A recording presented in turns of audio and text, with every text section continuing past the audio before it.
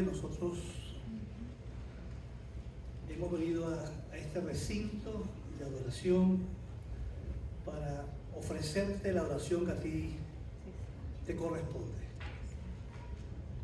Permítenos ahora que mientras escuchamos tu palabra, también nuestro corazón esté dispuesto a ser sensible a lo que tú has preparado para mis hermanos en esta tarde. Que sus vidas estén atentos a que Dios, el Espíritu Santo, conoce nuestras luchas y nuestras necesidades. Y que podamos confiar de que tú tienes un propósito y una palabra para el día de hoy para nosotros. Ayúdanos a responder a esa palabra con la humildad y la obediencia que a ti te corresponde. Muchas gracias. Gracias por los hermanos que por la lluvia no han podido venir. También lo entregamos en tus manos. Sigue obrando en sus vidas para que puedan vencer los obstáculos. Y ayúdanos también, Señor, a confiar que en algún momento nos vas a dar un edificio para reunirnos por las mañanas. Confiamos en que tú estás con nosotros. En el nombre de Jesús. Amén.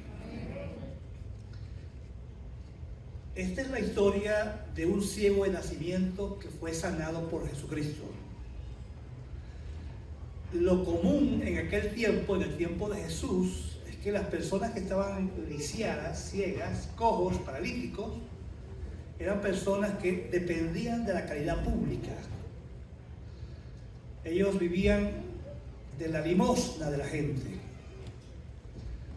Y el otro elemento importante es que ellos buscaban lugares estratégicos. En este caso buscaban los templos donde la gente iba a sus cultos. Y en este caso particular, como en el caso de Juan y Pedro allá en el libro de Hechos, encontramos perfectamente claro que ambos casos, ambos enfermos estaban en el templo. En este caso particular dice que los discípulos se acercaron al ciego de nacimiento, porque lo vieron allí, y le hicieron una pregunta a Jesús, ¿verdad?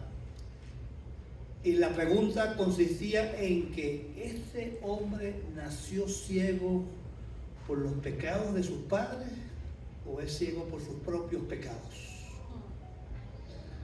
La pregunta, en otras palabras, le dijeron, ¿quién pecó, este o su padre? Ok, vamos a aprender hoy algunas cosas bien interesantes con respecto a la aflicción, a los sufrimientos humanos que todos padecemos, que todos sufrimos, tarde o temprano. Ok, no olvide que el Evangelio de Juan en todas sus partes fue escrito para que nosotros creyéramos que Jesucristo es el Hijo de Dios. En otra palabra, que creyéramos que Jesucristo es Dios, que tiene poder para salvar y sanar. Y que el propósito de Juan es que todas las personas que lean esta carta puedan conocer, reconocer esta verdad y poner su confianza en Jesucristo como Salvador y Señor. Y obtengan la vida eterna. Esa es la razón de todas las historias que encontramos en Juan. Nunca lo pierda de vista. En este capítulo en particular, el capítulo 9, hay una situación muy fuera de lo común.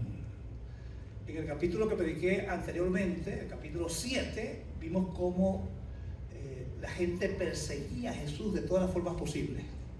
Lo querían meter preso, lo llamaban loco, lo llamaban endemoniado, lo querían, decían que no sabía nada, que era un ignorante, y para ustedes contar, ni su familia creía en él.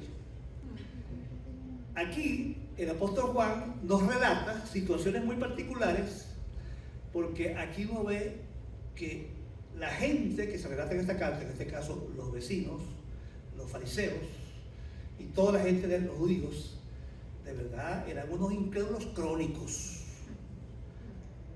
¿Cierto? Veían el milagro y lo llamaban, y lo llamaban, y lo interrogaban, porque no creían que Jesucristo fuera capaz de hacer milagros. Ahora, ¿ustedes piensan que solamente ellos son los malos allá en el siglo I? ¿O en este tiempo también nosotros somos tan incrédulos como ellos? Nos cuesta creer.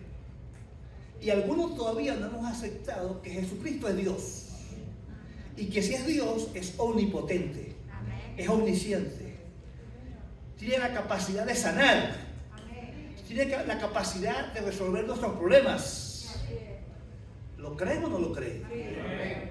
Y que Él vino a la tierra con un propósito concreto, ofrecerle la oportunidad que toda persona que crea que Él es Dios y que fue enviado por Dios a este mundo para salvar a los pecadores, por fe reciba la vida eterna y disfrute del hecho de tener a Cristo como su Dios. Muy bien, vamos a ver este relato de la curación del ciego y vamos a ver, hay 3 aspectos rápidos que nos muestran que verdaderamente Jesucristo es Dios, el Salvador del mundo. Número 1, los primeros 12 versículos dice que los propósitos de Dios, ¿cuáles son los propósitos de Dios ante el sufrimiento humano? Repetimos, los discípulos van con Jesús caminando por cerca del templo, observan al ciego ahí, ¿verdad?, que está postrado pidiendo dinero, y los discípulos lo primero que preguntan: ¿quién pecó, este o sus padres?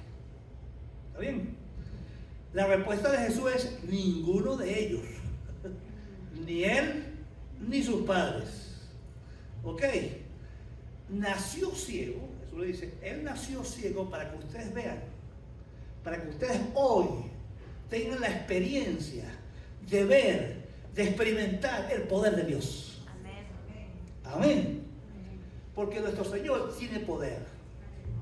Y si algo fortalece nuestra vida cristiana, es confiar que nuestro Señor es Dios y que tiene todo poder en el cielo y en la tierra. Y que no hay circunstancia en la historia que nuestro Señor no pueda resolver. Varias veces los discípulos se veían impotentes ante las propuestas de Jesús, y Jesús les decía: para Dios no hay nada imposible. Y estoy seguro que aquí hay más de uno que puede contar unas cuantas experiencias de ver que Dios en Cristo sí obra lo imposible. Amén. Y que no hay situación que nuestro Dios pueda limitarlo e impedir que él haga.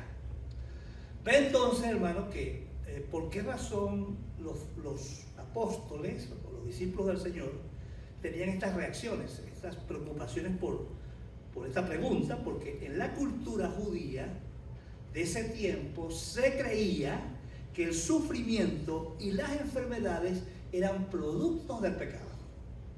¿Ven? Si usted ve ahí al 9:34, cuando expulsan al que era ciego, ¿se acuerdan que en el 9:34 le dicen: tú naciste pecador hasta la médula? ¿Qué le parece?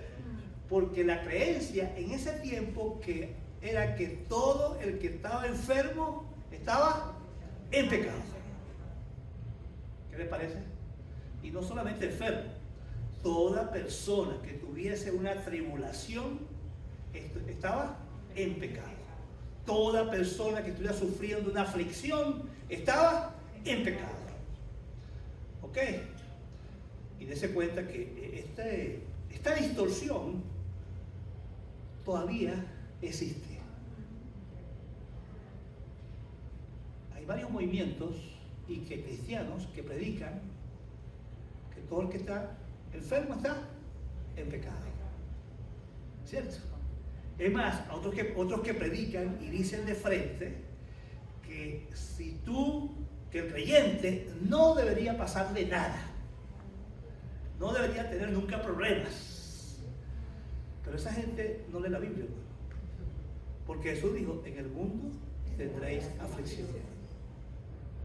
¿Cierto? ¿Lo dijo Jesús o no lo dijo Jesús? En cuanto a persecución, él dijo: como a mí me aborrecieron, a ustedes lo van a aborrecer igual que a mí. ¿Sí o no? Así que si Jesús afirmaba que para nosotros el sufrimiento es algo normal, pero la diferencia es que el mundo que está en pecado, por el pecado del sufrimiento entró al mundo. ¿Va conmigo? Sin embargo, Cristo descendió, se hizo humano. El mismo Dios adquirió naturaleza humana para que todo el que ponga la fe en Él tenga el poder para vencer la aflicción. Amén. Y otra vez, nunca la Biblia dice que no habrá aflicción, sí hay. Pero sí Dios nos da la capacidad y el poder para vencer las aflicciones. Bendito el nombre del Señor. Dese cuenta que si usted revisa la historia, el contexto de esta gente, la gente estaba empeñado que el pecado de los padres o el pecado de una madre durante el embarazo afectaba al bebé. ¿Está bien? Eso lo creían los judíos a pie juntilla. Pero usted recuerda cuántos han leído el libro de Job. Cuando llegan sus amigos a visitar a Job, todos sus discursos querían hacer mostrar: algo malo has hecho tú, porque si no, no te hubiera pasado eso.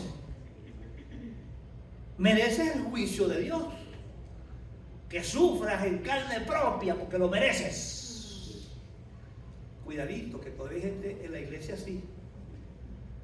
¿Está bien? Yo lo hago echando broma, ¿no? Cuando uno le pone enfermo, está en pecado. Pero no creo que el que está en pecado necesariamente, el que está enfermo, o el que está enfermo necesariamente es por pecado. Ahora vea esto.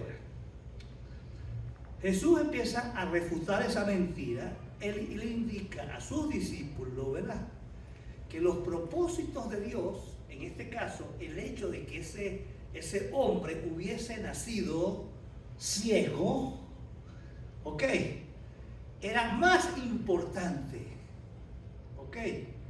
Los propósitos de Dios son más importantes que esa ceguera. Y vea lo que sigue. Voy a hacer unos comentarios aquí, unas observaciones muy importantes. Note, sin embargo, a la luz de la Biblia, que el pecado puede ser una causa por la cual las personas sufren enfermedades. No estoy diciendo que toda persona que está enferma está en pecado. Vuelvo a repetir. Pero voy a afirmar a la luz de la Biblia que muchas personas están enfermas por el pecado. Si usted busca Juan 5:14, aquel paralítico que Jesús sanó, dice la Biblia, cuando Jesús lo encontró en la calle, le dijo: no peques más para que no te pase algo peor. ¿Va conmigo? ¿Hay una vinculación entre el pecado y la condición de ese hombre? Sí. Ponga atención. Si usted recuerda Números 12, 1 y versículo 10, cuando María, la hermana de Aarón, ¿se acuerda?, se alzó, se rebeló a la autoridad de Moisés y empezó a criticar a Moisés. ¿Qué dice la Biblia que le pasó por haber hecho ese acto de rebeldía? Inmediatamente una lepra la invadió. ¿Se da cuenta? Si hay una vinculación entre la enfermedad y el pecado, sí o no. Pero vuelvo a repetir por enésima vez, no estoy diciendo que todo el que está enfermo está en pecado. Pero sí pueden haber muchos enfermos por pecado. Y les pongo más ejemplos. ¿Quién recuerda 2 de Samuel capítulo 12, versículo 13 al 18, cuando David asesinó a Urías Eteo y le quitó la mujer? Y le nació un niño de ese adulterio. ¿Se acuerdan? ¿Quién pagó las consecuencias del pecado? El niño murió. Si hay una vinculación entre pecado y enfermedad, ¿sí la hay en la Biblia? Tengo otro ejemplo más, 1 Corintios 11:30. Recuerde esto. Dice la Biblia que Pablo está diciendo ahí en ese texto que algunos en la iglesia están enfermos y otros están muertos. Lea. 1 Corintios 11:30. ¿Por qué? Porque estaban tomando la cena del Señor indignamente. No se ponga a participar de la cena sin entender a cabalidad qué significa eso. Si usted no sabe lo que significa el pan ni el vino, no lo tome. Hay juicio de Dios, dice la Biblia, para aquel que tome ese acto. Todo el mundo lo dice, yo lo hago también. No. Dice Pablo clarito el que tome ese pan y ese vino sin discernir, sin entender, sin comprender lo que está haciendo, dice la Biblia, juicio come y bebe para sí. Amén. Amén. Y dice Pablo ahí, hay algunos que están enfermos y otros están muertos. ¿Qué les parece? Le doy un texto más. ¿Qué dice Santiago 5:15? Si alguno está enfermo, busca a quién. A los ancianos que oren por él. Y si hubiese pecado, ¿te das cuenta? Santiago da por sentado cuando envía a los ancianos a orar por los enfermos que alguno podría estar en pecado y por eso está enfermo. ¿Van conmigo? ¿Están poniendo atención? Sí. Esto es muy importante lo que estamos diciendo hoy aquí. Entonces, dijimos que el pecado puede ser una causa de la cual las personas sufren enfermedades o cualquier tipo de aflicción, no solamente enfermedad. Ahora podemos decir a la luz de la Biblia que no siempre la enfermedad es causa del pecado. ¿Me estamos oyendo? Anótale para que no se confunda. No siempre la enfermedad es causa del pecado. ¿Quién recuerda Job capítulo 1? 1:1. ¿Ahí se acuerda? ¿Ah? Mira cómo dice la palabra. Había un hombre llamado Job que vivía en la tierra de Uz. Era un hombre intachable, de absoluta integridad, me encanta, que tenía temor de Dios y se mantenía apartado del mal. ¿Puede la Biblia? O sea, me gusta cómo dice de esta manera, era un hombre perfecto. Era un hombre perfecto ante Dios. Sin embargo, Dios le dio permiso a Satanás para que lo enfermara. Aquí estamos aterrizando, vean que algunos podemos estar enfermos de acuerdo a los propósitos de Dios. Amén. De acuerdo a su propósito, Dios puede hacer que tú tengas una enfermedad. Bueno, se cuenta, está clarito que Job era un hombre perfecto. Ahora, si usted va conmigo a 2 de Corintios, capítulo 12, del 7 al 10, ponga muchísima atención, mis hermanitos de Cristo. 2 de Corintios 12, del 7 al 10. Se lo leo, mira lo que dice. Versículos 2, dije 7 al 10. Ok. Ajá. 8, 7. Aquí está. Aun cuando he recibido de Dios revelaciones tan maravillosas, dice Pablo. ¿Qué revelación? Está hablando de aquí. Que él fue para tercer cielo a pasear. Dese cuenta, ¿era Pablo un pecador o era una persona? En la Biblia dice que en el cielo nadie entra sino un santo. Y Pablo dice que él paseó en el cielo. ¿Está bien? Y después dice en el 7, aun cuando he recibido de Dios revelaciones tan maravillosas, así que para impedir que me volviera orgulloso, ay papaito, cuando Dios ve un tipo, una persona, yo decía un tipo, una persona rebelde, un testarudo, un terco, una terca, Dios puede usar la enfermedad con propósito. Aquí dice, para que Pablo no se volviera orgulloso, imagínate, yo no aguanto la prueba, si Dios me da un paso por el cielo. No aguanto, chamo. El domingo voy para aquí. Joder, soy cristiano de segunda categoría. ¿O no? Chimbos. ¿Ustedes no pasan por el cielo como yo? Lo más seguro que sí somos. Y Dios dijo, Dios conocía muy bien a Pablo y le dijo, mira, te voy a enfermar. Para que andes como bajito. Para que sigas creciendo como la cola del caballo, hacia abajo. Mientras más me conoces, te quiero más humilde, más sometido. Amén. Más sencillo. Y vea lo que dice el texto. Leí la marca 7, ¿verdad? Y el 8 dice, en 3 ocasiones distintas, perdón, no leí esta parte que dice, en el 7 que dice: así que para impedir que me volviera orgulloso, se me dio una espina en mi carne. Vea cómo Pablo utiliza la palabra espina. ¿Cuántos han tenido una espina en su carne? Uno solo no puede ser. Yo he tenido como 30. Porque yo voy para el monte bastante, usted no va para el monte. Espinas, que es difícil. Por eso yo ando con una navajita todo el tiempo. ¿Por qué? Porque hay una pincita ahí que me ayuda a sacarme las espinas. Pero una espina en la mano, en cualquier parte del cuerpo, en el pie, ¿verdad que es una piña? Es una tortura. Pablo está usando esa figura para decirle, está diciendo que en el versículo que se me dio una espina en mi carne, y después dice, ve otra expresión interesante: un mensajero de Satanás. ¿Qué le parece? ¿Tú te imaginas? ¿Usted escuchó a alguien que dice, yo tengo un demonio? ¿Usted escuchó esa expresión? Yo creo que el diablo me tiene pisado, me pasa esto y esto y esto mal. Bueno, él dice, tengo un mensajero que mandó Dios, y dice que el mensajero de quién es. De Satanás. Ajá. Vamos a ver qué va a pasar aquí. Sigo. Dice, e impedir que me volviera orgulloso. 8. En 3 ocasiones distintas le supliqué al Señor que me la quitara. Imagínate, el apóstol Pablo dice en la Biblia que andaba por ahí paseando y su sombra sanaba a los enfermos.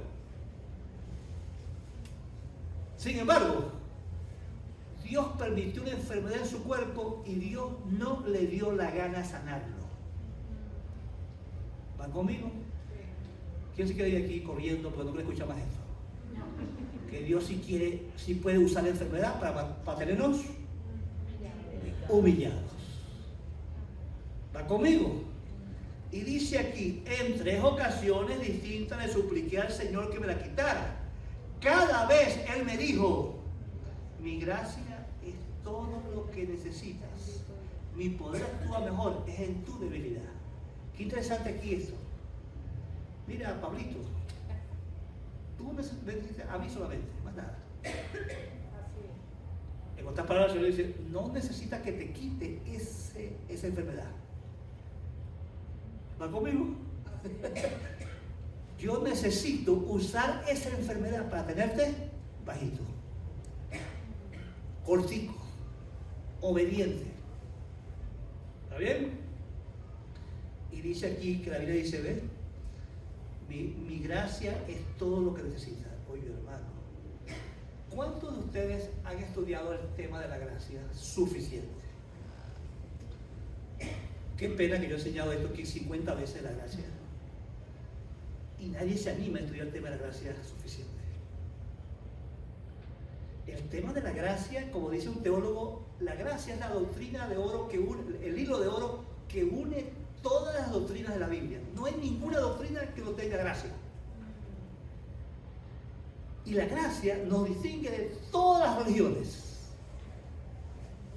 Porque por gracia Dios decide salvarnos sin que ninguno de nosotros lo merezca. Amén. Y cuando hablamos de gracia, hablamos del favor de Dios que está siempre presente en nuestra vida. Dios nunca nos suelte, su gracia es mayor. Su gracia está ahí, no importa lo que yo esté sufriendo, no importa la desgracia que yo tenga, la gracia de Dios siempre va a superar cada aflicción. Amén. A menos que usted no sea de Cristo. Pero si usted es de Cristo, si usted es un hijo de Cristo, usted va a recibir esa gracia inefable. Este texto de Juan 1, de su gracia, todos recibimos gracia sobre gracia. Bendito el nombre del Señor. Bendito el Dios y Padre de nuestro Señor Jesucristo, que nos bendijo con toda bendición en los lugares celestiales en Cristo, según nos escogió en Él desde antes de la fundación del mundo, para que fuésemos santos sin mancha delante de Él. Y nos predestinó por gracia. Nadie merece nada. Amén. Y aún en la enfermedad, en la tribulación, ahí está su gracia presente. Amén. Él nunca nos va a abandonar. Entonces, mis hermanos, Jesús dejó aquí muy claro que la ceguera de este hombre no era por pecado, sino para la gloria de Dios. Para que Dios tenía un propósito con ese hombre. A mí me cuesta mucho cuando los hermanos dicen, pastor, ven aquí, ore por mi enfermedad, para que Dios me la quite. Según la Biblia, ¿yo debo hacer eso todo el tiempo? Quería preguntar al Señor, ¿cómo debo orar por este hermano? Porque si Dios decidió que la enfermedad estuviese ahí, Dios tiene un propósito. Yo no puedo ir en contra de Dios. Amén. No puedo ir llevar la contraria a Dios. Y Dios puede permitir un propósito en nuestra aflicción. En su soberanía la permite y siempre para nuestro bien. ¿Cuántos recuerdan Romanos 8:28? ¿No vemos ahí que Dios tiene el propósito de usar la aflicción para nuestro bien? Y sabemos que los que aman a Dios, todas las cosas, incluye la enfermedad, incluye la aflicción. Dios está usando esas aflicciones con un propósito eterno para nuestra vida. Dios quiere sanarnos. Dios quiere que nosotros avancemos hacia la santificación. Entonces, hermano, la aflicción Dios la permite porque la aflicción nos purifica, pero también nos transforma a la imagen de Jesucristo. Ve allí 1 Pedro 1, 6 y 7, lo que dice el apóstol Pedro hablando de las aflicciones. Después que él pinta un cuadro extraordinario de que nuestra salvación es inaccesible, es indestructible, es eterna, que está protegida por Dios. Él dice en el versículo 6, vaya conmigo ahí en la Biblia, el versículo 6, ¿cómo dice el 6? Así que alégrense de verdad. Les espera una alegría inmensa, aunque, de aquí una conclusión concesiva, aunque tienen que soportar muchas pruebas por un tiempo breve. ¿Usted lo escuchó? Sí. ¿Quién va a soportar pruebas? Nosotros. Todos soportamos pruebas. Algunas son bien duras, bien dolorosas, bien trágicas. ¿Cierto? Y todos pasamos por esas pruebas desesperados por salir de ella rápido. ¿Cierto? Pero Dios puede usar las pruebas para nuestro bien, ¿sí o no? Sí. Ahora vea, el versículo 7 dice algo aquí interesante. Dice, estas pruebas demostrarán que su fe es auténtica. ¿Qué le parece? Cuando digo a la gente que Dios nos está evaluando todo el tiempo, esas pruebas van a mostrar hasta qué punto yo soy un verdadero seguidor de Cristo. Amén. ¿Hasta qué punto yo le creo a Jesucristo? Y creo que Jesucristo es Dios. Y sigue diciendo el texto, ahí en el versículo 7, dice, esta prueba demostrará que su fe auténtica está siendo probada de la misma manera que el fuego prueba y purifica el oro.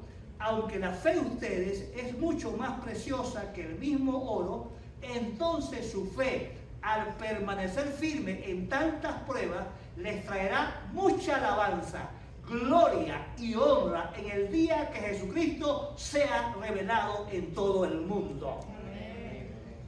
¿Cuánto espera que el Señor te reciba con un abrazo? Mira, hija mía, te bendigo y te recompenso porque pasaste las pruebas y las venciste. Amén. Amén. Fueron duras, sufriste, lloraste. ¿Sí o no? No son tan fáciles, sin embargo, la Biblia dice que todo ese proceso nos está preparando para el encuentro con Cristo. Amén. Y que Cristo espera que cuando llegue ese momento salgamos aprobados. Porque pudimos resistir la prueba hasta vencer. Bendito el nombre del Señor. Entonces, hermano, sepa esto en cuanto a las pruebas. La gracia de Dios siempre nos fortalece y sostiene en medio de todas las aflicciones de la vida.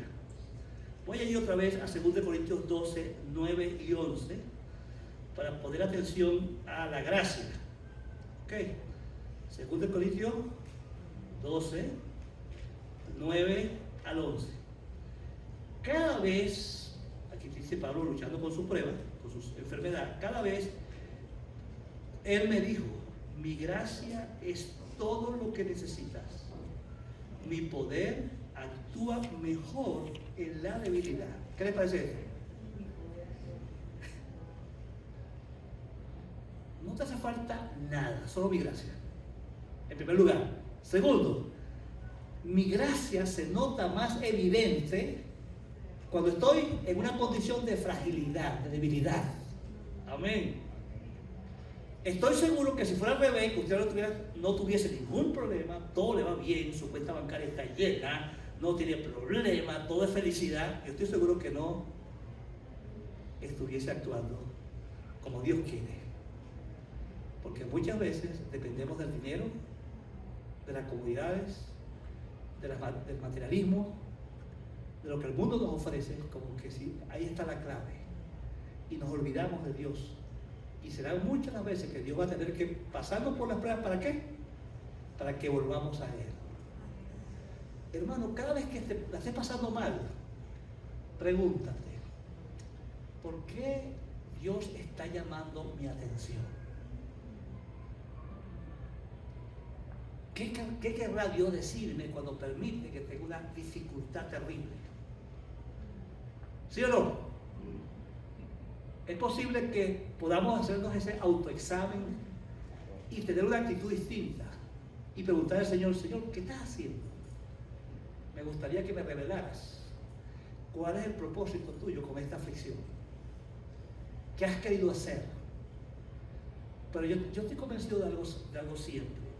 Mi Dios es amor. ¿Cuánto lo creen? Amén. Mi Dios es sabio. Mi Dios es gracia. Mi Dios es bondad. Mi Dios es misericordia. Y mi Dios sabio nunca, nunca, nunca permitirá alguna cosa en nosotros que no sea lo mejor para nosotros. Amén. Amén. Siempre será lo mejor para nosotros. Y en segundo lugar, siempre será lo que mejor glorifica a Dios. Dios quiere que tu vida victoriosa, esa vida que derrota las pruebas, honra a Dios. Y dice la Biblia que usted, la gente también, al ver tu testimonio de cómo vence las pruebas en el poder de Dios, la gente va a buscar de Dios al ver tu testimonio. Amén.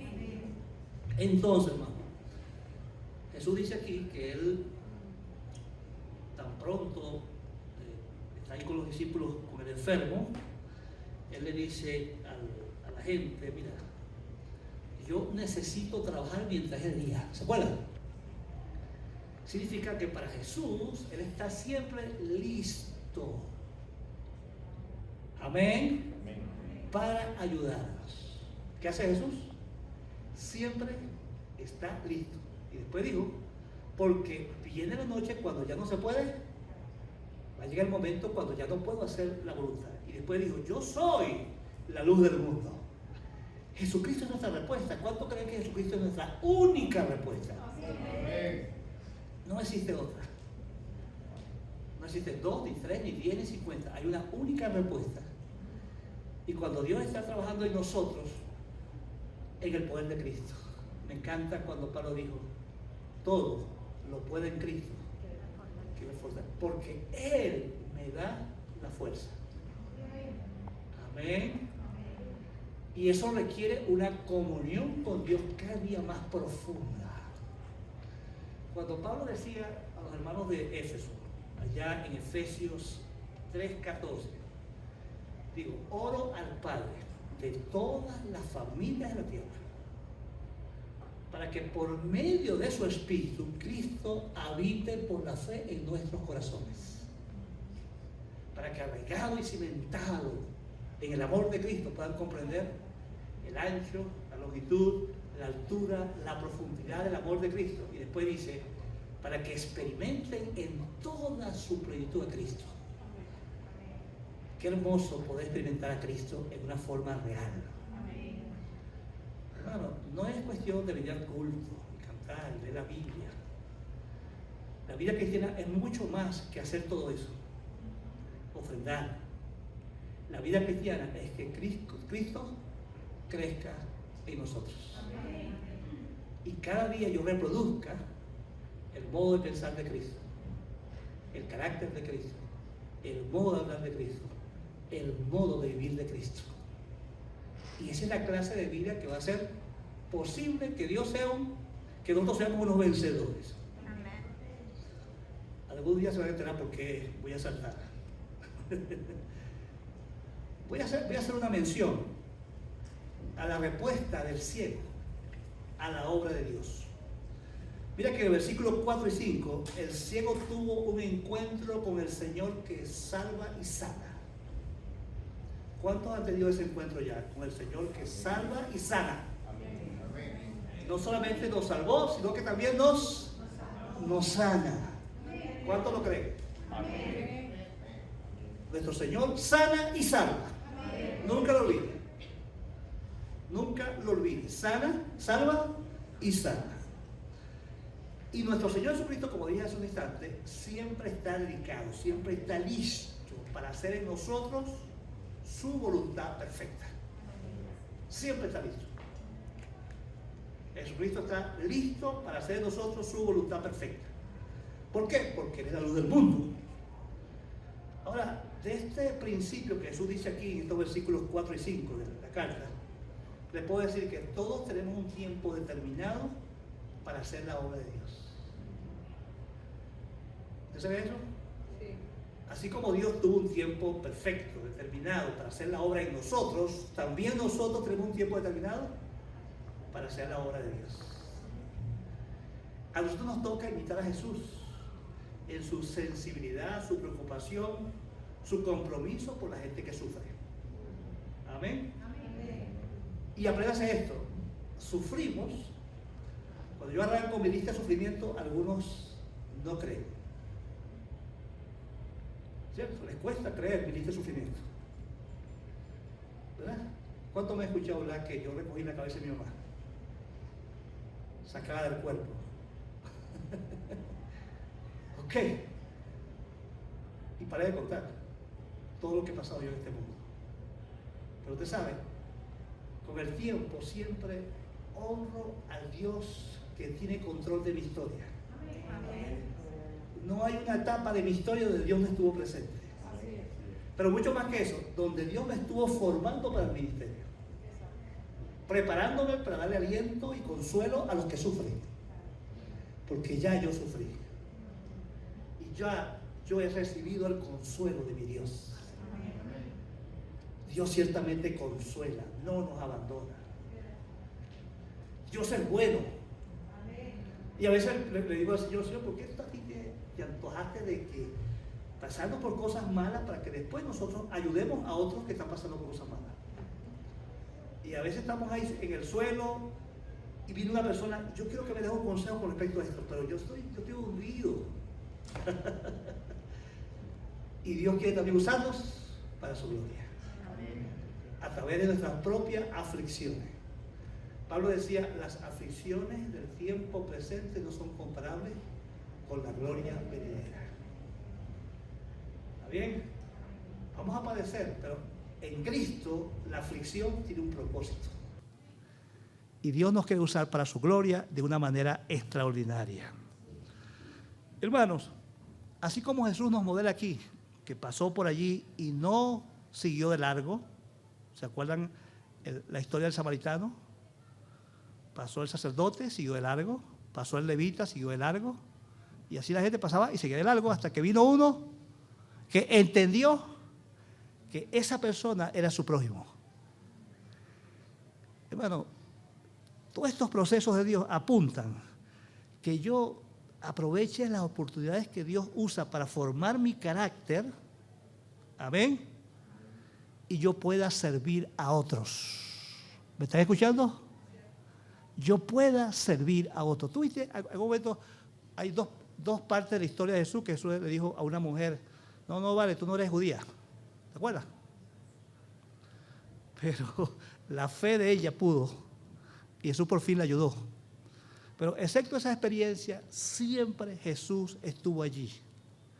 Y nosotros también debemos estar siempre allí dispuestos a ayudar a otros, de cualquier punto de vista. Amén. ¿Cuántos recuerdan ese texto de Hechos 13:36, cuando dice Lucas, citando la vida de David, dice: David, habiendo cumplido el propósito de Dios en su propia generación, entonces murió. Quiero que sepan, hermanos, que Dios tiene un propósito para cada uno de nosotros. Y que Dios nos está refinando con una escuela que muchas veces es difícil, porque esa escuela que Dios está usando para refinarnos, la quiere usar para su gloria. Para que seamos de bendición. ¿De quién? De muchísimas personas. Vaya conmigo a Efesios 5, del 15 al 17. Efesios 5. Ok, del 15 al 17. Dice la palabra: así que tengan cuidado de cómo viven. No vivan como necios, sino como sabios. Saquen el mayor provecho de cada oportunidad en estos días malos. ¿Para qué? Para servir. No actúen sin pensar, más bien procuren entender que lo que el Señor quiere que hagan. Amén. Le estoy desafiando, hermano, a intentar entender. Esta mañana yo estaba pensando, mi hermana mayor, que tengo ahorita viva, cumplió 70 años, y estaba pensando, ¿qué le digo? Está bien. Y yo siempre quiero decirle a la gente que está ya en las rectas finales: hermoso fuera que tu última década, 70, 80, 80, 90, 90 o 100, no sé cuánto tiempo Dios quiere que estés viva, lo uses para la gloria de Dios. No hay excusa, que soy viejito, que soy viejita, que no tengo, que estoy enferma, no hay excusa. Podemos hacer grandes cosas para Dios si entendemos que Dios tiene un propósito específico para cada uno de nosotros en este tiempo. Amén. Y debemos orar al Señor para que el Señor nos ubique, nos dé la ubicatex. Y entendamos que en este tiempo hay mucho por hacer. Le doy un ejemplo. Yo estoy segurito que si aquí se orara de verdad por el local, para el culto en la mañana, ya lo tuviésemos.